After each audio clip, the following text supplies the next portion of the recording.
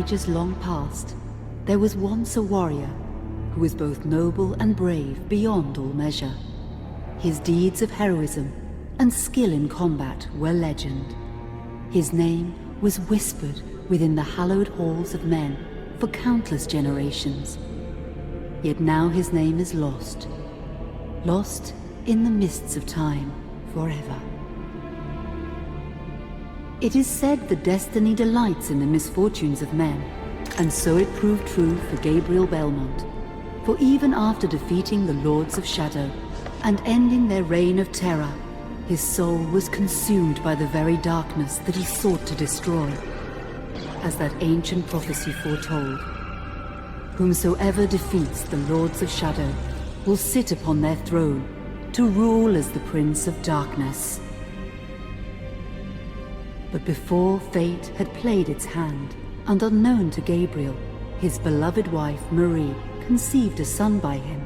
The Brotherhood of Light warned her of that ancient prophecy and the terrible fate which lay before her husband. So, with heavy heart, she concealed her pregnancy.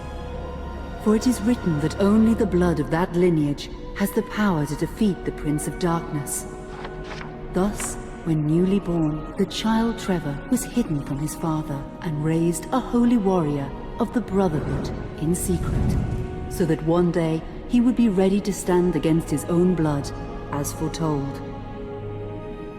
That day would come, some 25 years later, for what had once been Gabriel Belmont was now a powerful vampire known as Dracula, the Dragon.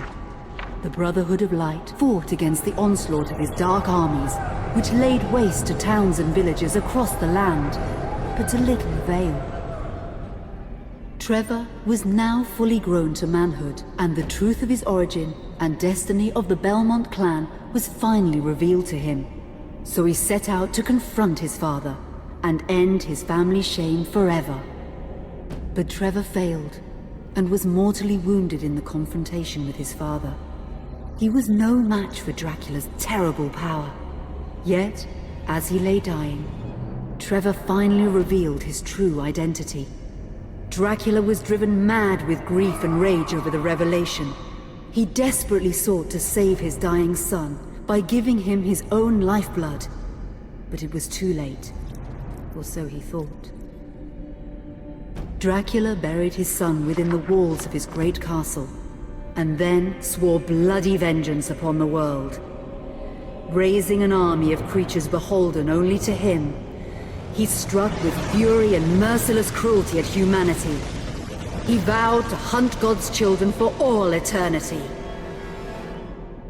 But fate still had one last card to play.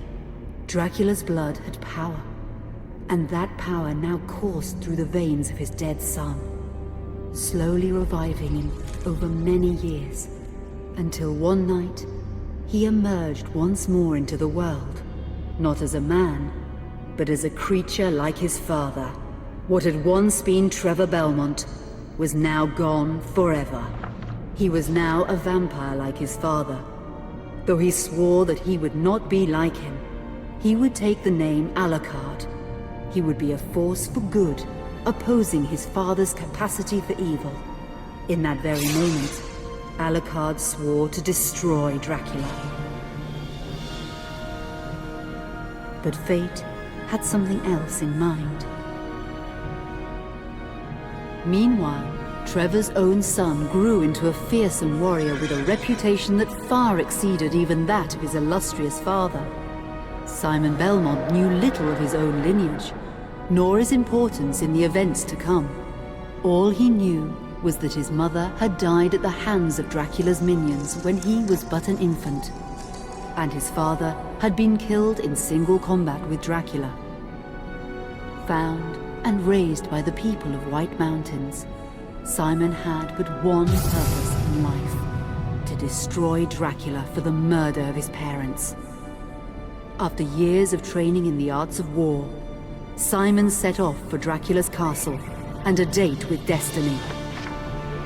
Once in the castle, Simon met Alucard, and knowing little of the true identity of his companion, joined forces with him. Blood bound them together, And fate took a hand once again, as finally they met their dreaded foe in mortal combat. Simon defeated Dracula with his whip, and yet Alucard sensed that all was not as it should be.